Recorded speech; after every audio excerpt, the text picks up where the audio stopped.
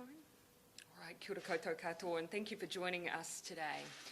Yesterday afternoon, Cabinet met to discuss the current status of the Trans-Tasman travel arrangements. As you'll be aware, the government has been keeping a close eye on the situation across the Tasman. This watching brief means public health officials have been providing constant advice, including the measures taken by currently unaffected states in order to contain the spread of the current outbreaks. Yesterday was another record day for cases in New South Wales, and before our minds turn to the impact that has on travel, we want to acknowledge the impact it is having very directly on people's lives. COVID-19 is devastating, and so to the people of Australia, to the state premiers and to the government, you have in us a friend who is willing a speedy recovery for your people, communities and the whole country. But there is no doubt that the movement of people can complicate recovery. Of the 136 new cases today in New South Wales, 53 were symptomatic in the community. Not all of them are linked to known cases. Cases have already cropped up linked to New South Wales in other Australian states. Quarantine-free travel from New South Wales, as you know, is paused, and New Zealand currently also has a pause in place with Victoria and South Australia, which means pauses now cover approximately half of Australia's entire population. We've acted with an abundance of caution at every turn, and we will continue to do so. Right now, we're deploying staff from Immigration New Zealand to Australian ports to check that all travellers to New Zealand have proof of a negative pre-departure test. This means every traveller will be stopped and checked before they can fly. This further step will provide an extra measure of confidence for New Zealanders and has been part of our approach to change and adapt to the ever-changing nature of COVID. And there is no doubt it has changed in recent months. Since we set up quarantine-free travel with Australia some months ago, more than 200,000 people have flown between our two countries. When we set up the traffic light system for COVID-19, it was based on what we knew at that time about variants that were present and how it was moving through countries and communities. But the Delta variant has materially changed the risk profile. We've seen that contact tracing alone is unable to get ahead of this variant and that restrictions are absolutely necessary to stamp it out. In the UK, the 7-day rolling average of daily cases to last weekend was more than 42,000. In the last 30 days, 99% of cases have been Delta. In Indonesia, the 7-day rolling average of new cases to last weekend was more than 48,000. Capacity for whole genome sequencing is limited there, but analysis suggests the Delta variant is widespread. Malaysia, South Africa and Fiji are also seeing concerning rates of infection, and Delta continues to be the dominant variant. In the view of our health officials, there is greater risk now from the Delta variant than there was when we opened the quarantine-free travel arrangement with Australia. It is the government's duty to keep New Zealanders safe from COVID-19, and we continue to believe that the strongest health response is also the strongest economic response. This approach has served us well to date. So too is our willingness to adapt. COVID has changed, and so we must. It's on that basis that the Director-General of Health has recommended and Cabinet has agreed to suspend quarantine-free travel with Australia. From 11:59 p.m. tonight, Australians will no longer be able to enter New Zealand quarantine-free. This will be in place for at least the next 8 weeks. At that point, we will reassess our arrangements. For New Zealanders in Australia, we are absolutely committed to getting you home. For the next 7 days, we will have managed return flights for New Zealanders from all states and territories. Only New Zealand citizens and those ordinarily resident in New Zealand will be able to fly home. While we have set the return period to 7 days, if we have not met the demand for Kiwis to return in that time, we will work with the airlines to extend those flights for a few days till we have brought all those who intend to come home. There are 2 states where return will have extra conditions. As you know, anyone who has been in New South Wales in the last 14 days can only return to New Zealand via a flight from Sydney and will still have to go into managed isolation for 14 days. That requirement remains unchanged. Those who have been in Victoria must have proof of a negative pre-departure test and must immediately self-isolate upon return to New Zealand and return a negative day 3 test before ending their period of isolation. For everyone else, you can fly home provided you have evidence of a negative pre-departure test, which is our existing arrangement. Once we've exhausted the demand for Kiwis to return, then the suspension of travel will be fully implemented. That means all incoming travellers from Australia will need to have a spot in managed isolation. There is considerable pressure on our managed isolation facilities at the moment, and my strong urging to everyone is do not travel to Australia over the next 8 weeks. We'll also be updating our official travel advice to reflect this. Before I wrap up, I do want to speak briefly to what we'll be looking for when we come to reassess the suspension in 8 weeks' time. Firstly, we do want the bubble to resume. We remain committed to it, and when I spoke to Prime Minister Scott Morrison this morning, I conveyed this view directly, but it must be safe. In the lead up to reviewing the suspension, we'd need to be certain that the outbreak in New South Wales and wider Australia is contained, that any remaining cases are generally linked, that we don't see the large number of cases we're currently seeing in the community. We'd want to ensure that New Zealand's elimination strategy would not be at risk from resuming quarantine-free travel. We've always said that our response would evolve as the virus evolved. This is not a decision we have taken lightly, but it is, we believe, the right one. I know this will mean many people will find themselves for a time separated once more from friends and family who live in Australia, and I know this announcement will be a disappointment to them. However, just as we have our alert settings for managing cases in New Zealand, we also have a framework for managing cases in Australia. Now is the time for a suspension to ensure New Zealanders aren't put at undue risk from COVID-19 and to ensure we retain our hard-won gains. Our team of 5 million has worked hard to put us in a strong position, both health-wise and economically, and we will not risk that. I'd like to now hand over to Dr. Ashley Bloomfield to explain more of the public health rationale behind this decision and also how we'll look in the next 8 weeks to the status of Australia. Dr. Bloomfield. Thank you, Prime Minister. Kia ora koutou katoa. So just to outline the Ministry of Health's advice behind our recommendation to suspend quarantine-free travel with Australia. The overall public health risk from Australia as a whole is low, but it is increasing. So that means the risk to New Zealand from quarantine-free travel with Australia continues to increase. We have seen COVID-19, which is predominantly the highly transmissible Delta variant, has now spread interstate in Australia, mainly from the larger outbreak in New South Wales. And while outbreaks in Queensland, Victoria and South Australia currently appear to be contained, the outbreak in New South Wales clearly is not. We do hope recent stronger restrictions that New South Wales has put in place will result in a decline in new case numbers, but there continues to be a significant number of cases who were in the community while infectious, and that is a cause for concern.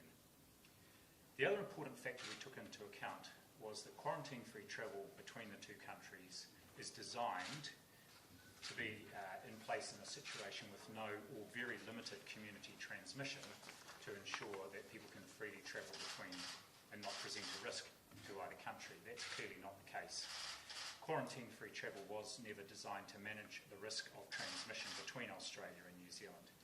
However, since the arrangement began around 3 months ago, we have had to respond rapidly, including undertaking almost daily risk assessments to manage potential risks to New Zealand. Among other things, this has put additional pressure on our overall response, and that includes on our managed isolation facilities.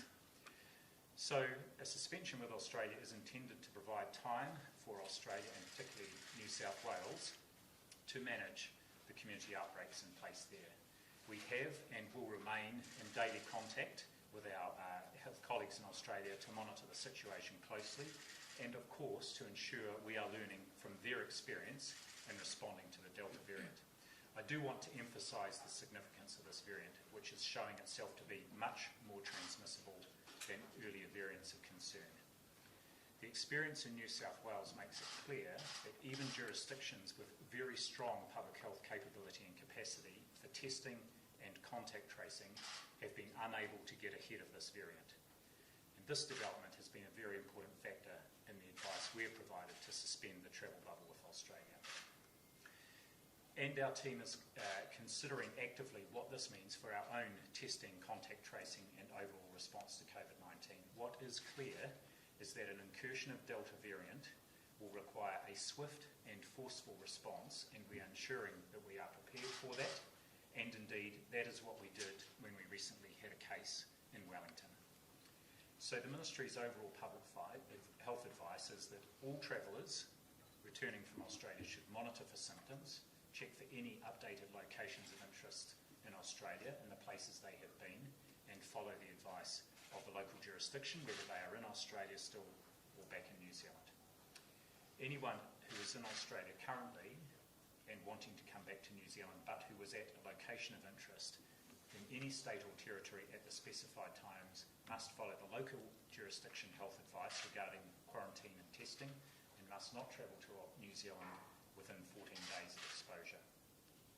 As the Prime Minister said, anyone in Australia who has been in New South Wales in the previous 14 days must not travel to New Zealand until that 14-day period has passed. Anyone in New Zealand who has been at any of the current locations of interest, or indeed newly identified locations of interest in any state or territory in the last 14 days at the specified times, should immediately self-isolate and contact Healthline for advice on testing. And there is a Section 70 notice under the Health Act in place that makes this a legal requirement. In addition to these measures, as the Prime Minister has said, anyone returning from Victoria is required to self-isolate for 3 days and to do a day 3 PCR test and remain isolated until they receive a negative test. Our contact tracing system will be contacting these people on day 1 and on day 3. And then anyone who hasn't returned a negative COVID-19 test in our system after day 5 will be followed up. Again, a Section 70 notice under the Health Act is in place that makes this a legal requirement. Back to you, Prime Minister.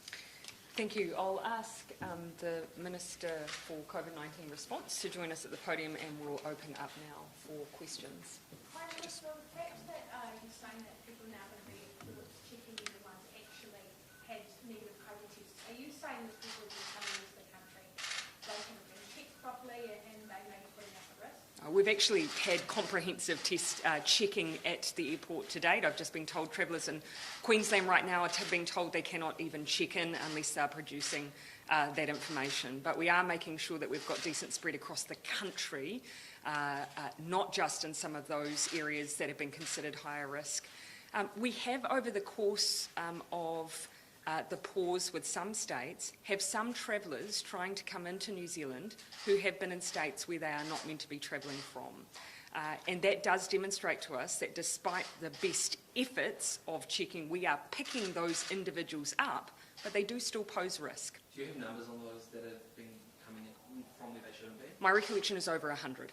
But again, we have picked them up. So that demonstrates the system has worked and the job there has been done, but it does still pose a risk. How do you pick them up at the border? We identify them as having from their origin of travel, we identify them. In some cases, they end up in quarantine as a result. What are your forecasts for the number of people who will require MIQ spots, and how are you going to accommodate that? Well, of course, the only individuals at this stage who will need to go into managed isolation are those from New South Wales. And so those individuals are already aware of that requirement. How many spots are you going to need for them? So just to be clear on that, there is no requirement being added here for quarantine. It's what we've already identified for travellers from New South Wales. All other states are able to return with their pre-departure test. Victoria has some additional requirements, but we are not asking anyone new from this change to go into managed isolation. Do you mean beyond the week of return? You've given them a 7-day window, right? Yep. So, They will. given that there's a deadline now, what kind of pressure does that put on MIQ? So I'll give an initial response, then I'll hand to the Minister. My strong message to every New Zealander who is in Australia right now, who has no intention of staying there long term, is come home. We're giving you 7 days so that we can clear the demand for any New Zealander who is currently in Australia and does not intend to stay. If you stay beyond that period of time, you will have to enter into the MIQ booking system with everyone else.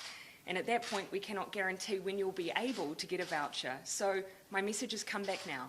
If I just quickly run through the numbers, we know from our immigration data that around just over 20,000 New Zealanders, since the Trans-Tasman bubble was opened, just over 20,000 New Zealanders have travelled to Australia and have not returned back to New Zealand. The spread of that varies across states. By far the three biggest states which account for the vast bulk of that are Queensland, New South Wales and Victoria. Within New South Wales it sits at around 4,000 to 4,500 people. We have around just about 1,200 in our MIQ facilities at the moment, and we've got a few more still coming in over the next few days as we fill up the 1,000 rooms that were allocated for the first fortnight. We are getting more than one person per room on average, so we're getting a number of couples and families coming back. That allows us to accommodate more people within the rooms that we have available, and we'll keep going through that with New South Wales because they cannot return without coming through MIQ. But for everyone in the rest of Australia, we want them to come back in the next 7 days so that they don't have to go through MIQ. As the Prime Minister has indicated, MIQ is pretty full, and we're not going to have a lot of extra rooms available for people who are wanting to leave delay their travel back to New Zealand. If they want to guarantee that they can come back, they should do that in the next 7 days. Just to follow up on Victoria, can I just follow up on Yep, and then I'll come to you. Yep, we'll leave plenty of time. Why are you trusting people coming back from the state of Victoria to self-isolate, but requiring others to go into a more formal setting? You can very much see the very different status of outbreaks between New South Wales, where you've had over 130 cases reported today, versus what is happening in Victoria. So the status of the outbreaks are vastly different, which is why we're asking for different responses for those New Zealanders who have been there. The threshold in New South Wales, given the fact that it is very clearly in the community, we're asking people to go onto MIQ. For Victoria, it'll be a two-step process: pre-departure testing and then a test once they've come back to New Zealand. Cabinet met almost 24 hours ago now. Flights from Australia have been coming in all day. If the situation is bad enough to shut the bubble for 8 weeks, where's the urgency in informing the public? Well, of course, what we've identified is that the risk is growing. So we've set clearly from midnight tonight, we will cease those flights. Cabinet made a decision yesterday afternoon, and then we have to notify airlines, airports, and put in place the arrangements to operationalise what will essentially be a shutdown for an 8-week period. So there is a bit of work to be done once Cabinet makes a decision. We received the advice yesterday, we moved on it immediately, we started implementing it, we've now announced it, and the 7-day window for New Zealanders commences. Could you not have told the public before figuring out all of those logistics, at least telling people in Australia that they would need to come home? Well, we need to make sure that at the point that someone, for instance, who may be affected contacts their airline or starts to make travel arrangements, that those airlines are prepared as well. So we do need to make sure that we have some things in place, but we received the advice yesterday, we made a decision in the afternoon, we worked to implement it, and then today announce, have it come into force this evening, and then that 7-day period for return. I would just say, when we have an immediate concern, we pause straight away. Here, we see the risk growing. So we're stopping the incoming flights for Australians, preparing to bring New Zealanders back, and then we're holding for 8 weeks. Does this mean you don't trust Australia to contain outbreaks? We don't trust COVID. You know, this is a virus that is incredibly tricky, and New Zealand has experienced that as well. What we have to acknowledge, though, is that Delta has made it that much more complicated, even for exceptionally skilled public health units. There is no judgment here. This is New Zealand just making a decision that's in the best interest, we believe, for us, but also the future of Trans-Tasman arrangements. But clearly, given the comments of Dr. Bloomfield, you don't have faith in the measures that have been put in place by the states thus far to contain Delta. Now, our view is that Delta does require both restrictions, but also robust contact tracing alongside that. That is not to say that we haven't had faith in the work that's been done, but there is very clearly a situation where Delta has managed to move through the community. But again, this is not a matter of judgment. We want Australia to succeed because it, of course, enables us to keep those arrangements alive. And we're absolutely willing for them to get back on top of this so that we can reopen in time. Is New South Wales to blame for this slow handling of this? They need to get out of control. Look, there's it's not my place or anyone here's place to make any judgments on something that we ourselves experienced and know how difficult COVID is. It is only for us to wish them the very best as they work to manage this Delta outbreak, but to make decisions that are in the best interest of New Zealand. Are you sure there'll be enough flights to people come in over the next 7 days? Or really looking at I'll get Minister Hipkins to speak to that. He's been talking to Air New Zealand directly. Yeah. Can I, first of all, a bit of a public notice, say if people have queries about their bookings or their flights, please contact the airlines in the first instance. Please don't call Healthline or one of the government lines that are available. We want to keep those free for people who need to contact Healthline because of health-related reasons. But if people do have questions about the requirements, there are phone numbers available. If in Australia at the moment and you have questions that don't relate to an airline booking, the number to call is 09952 1695 or 04830 3599. If someone is in New Zealand and wants further information, the 0800 number is 0800 537 726. Please call those numbers and not Healthline. With regard to adding extra capacity, I have had conversations with Air New Zealand. I haven't spoken to the other airlines. They will be looking to put bigger planes on the existing routes that they are intending to fly and potentially adding additional flights.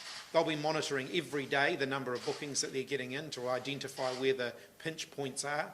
We have shared with them the data that we have about New Zealanders who have gone to Australia and not returned, so that they've got an idea of where that demand might come from, and they will keep monitoring that and we'll keep working with them.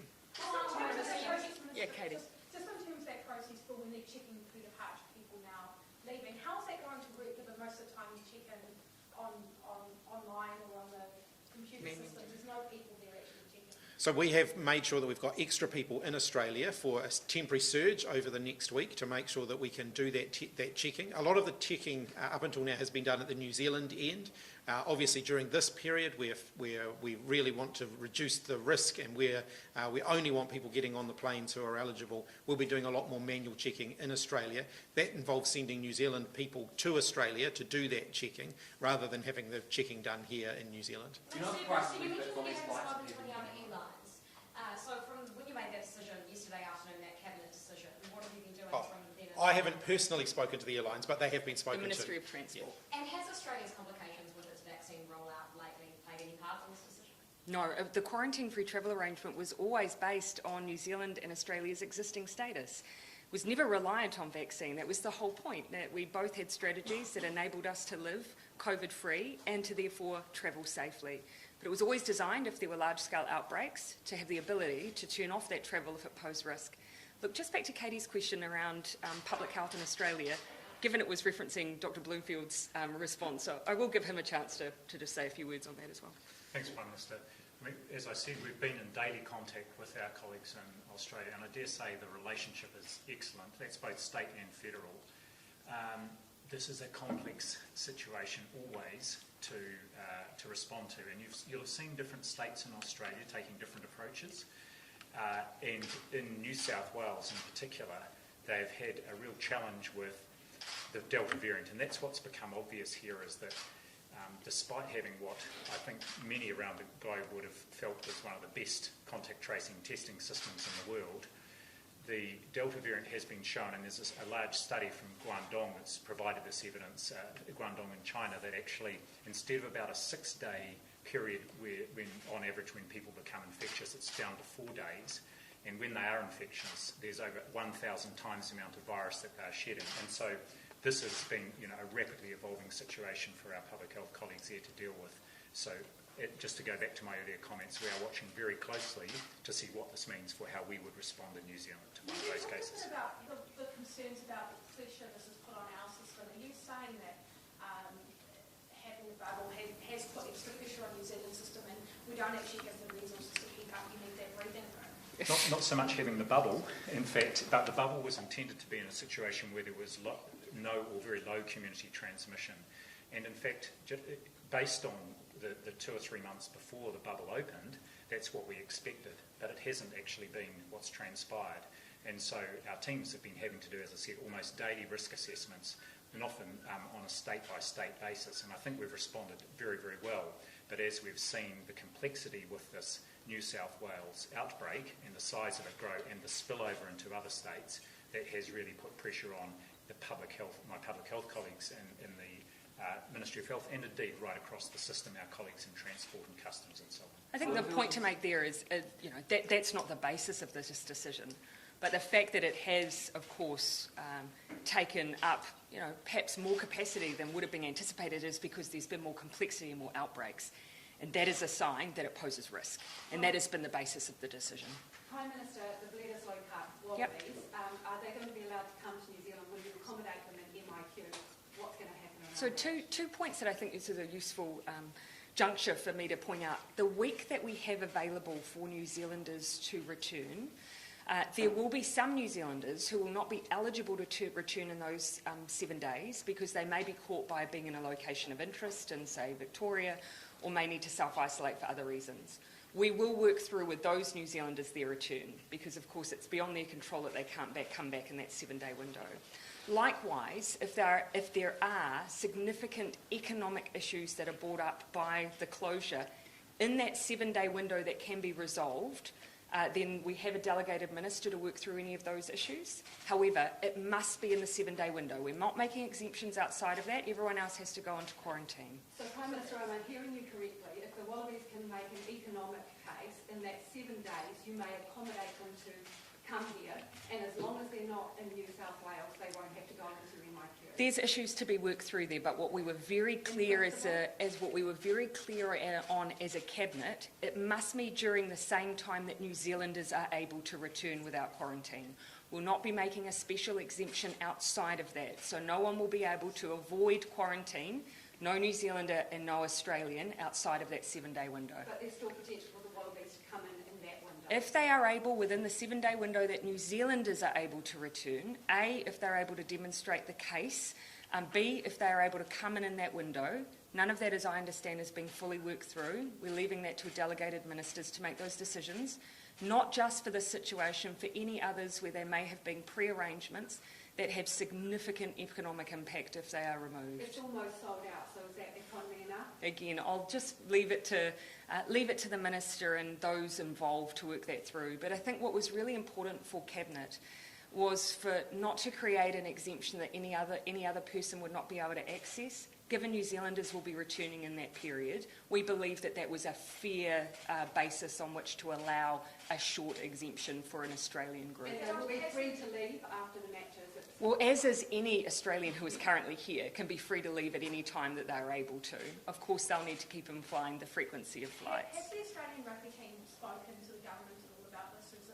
Have there been discussions? I haven't had any conversations, I don't believe. There have been conversations between the Minister of Sport and the New Zealand Rugby Union. Not proactively. And they will be ongoing. So not proactively. My understanding is that they reached out because they, of course, saw media reporting and were wondering about the status, but no decisions have been made here. But again, very clear on what we consider to be fair. Are there any why 8 weeks? Stab in the dark? No, never. Nothing's ever a stab in the dark. Not a stab in the dark. Look, we've had pauses already in place with states for shorter or longer periods. 8 weeks is our estimate of how long, at least we think it will take for the New South Wales outbreak to get down to much lower levels of community infection. And it also means that it gives people certainty around a period. Look, it's going to be suspended for at least an 8-week period, but as I said, we will be reviewing daily what the situation is there. If I can ask you about this new 0800 number for Group 3 and our vaccine rollout, what is that 0800 number? That 0800 number is 0800 28 29 26, and that number is specifically for people who might be in Group 3, so that is over 65s and people under 65 with pre-existing conditions, largely, who haven't yet heard from their DHB or from their primary care practitioner, their GP, about and been invited to book. They can ring this number from today, and Healthline will have got specially trained operators who will take them through getting a booking in place. So I've spoken to vaccination workers today, and they tell me that this exact number has been in place right from the beginning. So what's new? What's new is today we're making it public, and that same number with additional staff on is available there as a backup to sweep through people who haven't yet received that invitation either by email, text or mail from their DHB, and they will be able to now ring that number and make that booking through the Book My Vaccine process. But this has been in place for months, so why not just allow Group 3, who should be allowed to be vaccinated now anyway, use it to make a booking? Well, they are able to now use it to make a booking, but it also, our booking systems have to be connected as well. Prime Minister, have you made any separate considerations for Tasmania? Obviously, surely the risk there is so much more minimal than the rest of Australia. Yeah, and look, these were things that we considered. But of course, what we have to keep in mind is that there is movement across Australia between states. Yes, of course, we rely on the border controls that are in place, but from time to time there are exemptions in those border controls. This is a way that we can guarantee that we're not reliant on there not being seepage or border crossings. This is the safest way we can undertake this next period of time while Delta is clearly present in Australia. On Fiji, how close has Fiji been to designated as a very high-risk country? We've had 11 cases over 10 days. I haven't seen today's breakdown in MIQ. Surely that situation coming across the border is getting fairly concerning.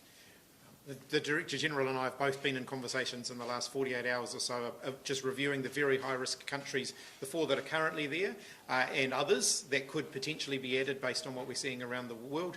We've not made final decisions on that, but there are further decisions that we'll be making in the coming days. Do you have a breakdown in terms of whether those returnees are citizens or residents, and will that play a factor in your decision making? In terms of from Fiji in Fiji. particular?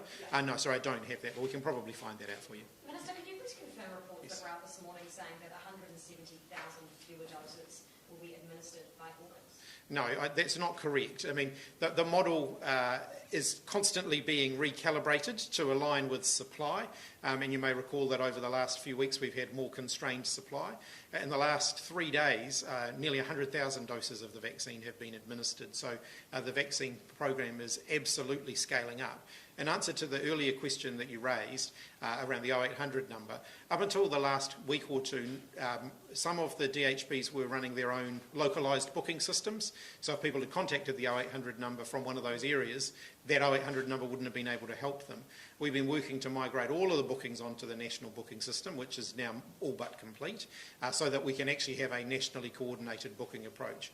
We didn't have that when we started the vaccine program, but we wanted to get it underway as quickly as we could. Our goal was by the time we got towards the end of Group 3 and into Group 4, that we had a nationally uniform coordinated system, which is what we now have. Have either of you had an update today on how many people in Group 3 have called through and made a booking in the past few months? I've got some data, yes, and my recollection is in the first few hours around 2,000 people were made a booking, and by 11 o'clock the wait was up to 20 minutes, but the staff there were doing a great job of supporting over 2,000 people, and that was by 11 in the morning. What does that tell you then? And that's on top of a significant number of bookings obviously already in the system. What does that tell you then about the lack of Group 3 who have been contacted and vaccinated? Well, we've actually been monitoring the district health boards over the last 2 weeks, and the vast majority of DHBs have sent out an invitation to all the people who are in the system, and there's no national list of Group 3, but between 85 and 90% of people in most DHBs are could either be contacted through us having their address details from the general practitioner, or through them having made contact with the health system elsewhere. But not everybody was in that, ever going to be in that invitation group,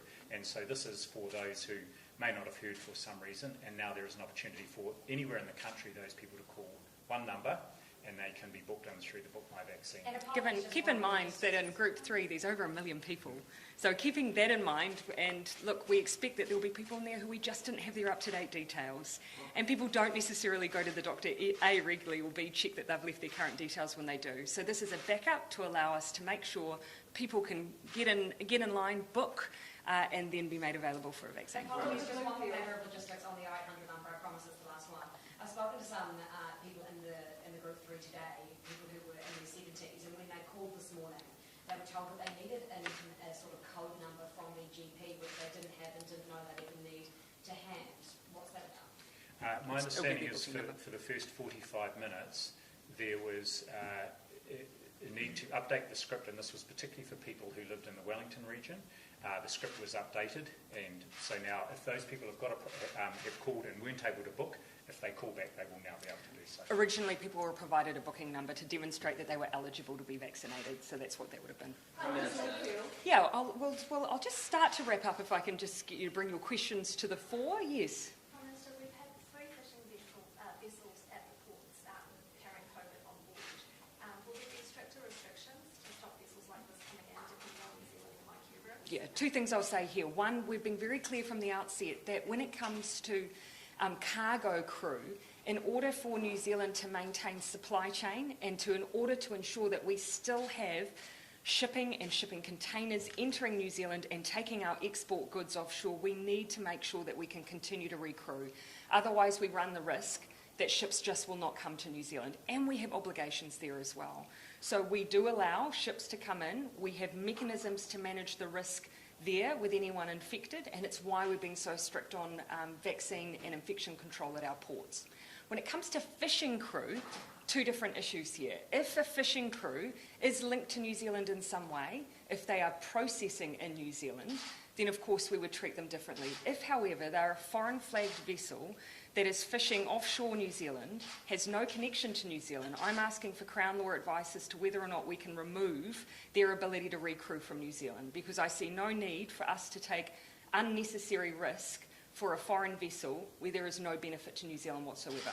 I'm still awaiting that advice. I sought it about 7 days ago, but we're working through that issue. Prime Minister, full disclosure, 1 question for you and 1 for the Director General. For you, so given that there's this 2-month freeze on the Trans-Tasman bubble, what effect does that have on your timetable to make public some of your thoughts on border issues and relaxation of MIQ? No change. No change. We'll still be sticking to the timetable we've set around setting out that reconnection plan, bringing in the public health experts and advisors, particularly Professor David Skegg, to help share some of the advice we've been receiving. Because ultimately, the Trans-Tasman arrangement was one element of our reconnecting plan. We have to think about how we deal more broadly with other countries where COVID is more present. And the date for that first taste of that is when? I'll make sure that we share that publicly. I just want to check that it hasn't moved, but it's not too far away. I indicated it was a matter of weeks. I'd need to go and just double check. I'm just trying to recall the date, Lisa. It's not too far away, a matter of weeks. Dr. Bloomfield, the most recent Roche report, and you've referenced the stress that Delta puts on contact tracing and genome sequencing. The most recent Roche report said that we need an early aggressive response in New Zealand, a formalised plan, and we didn't have one. And the second thing it talks about is we have no maximum capacity number, an actual number for what we can cope with in terms of contact tracing cases. Have you rectified those things? So two comments here, and then the Minister may wish to comment as well. I think the early aggressive approach language is very consistent with the go early, go hard, and that's actually an approach we have taken right from the start, and you saw us do that in Auckland in the February outbreak, and just a couple of weeks ago in Wellington, when we had a single case who had subsequently left the country, but we had over 2,500 people contacted, nearly 1,000 people in isolation for 14 days. But so I would say that's... Plan, Dr. Bloomfield, sorry to interrupt, but they're talking about a formalised go-to plan. Is that plan in writing? Can we see it? Well, I think our plan is what is clearly in place because it's what we execute every time we do get a case. We take a very rapid, early aggressive response.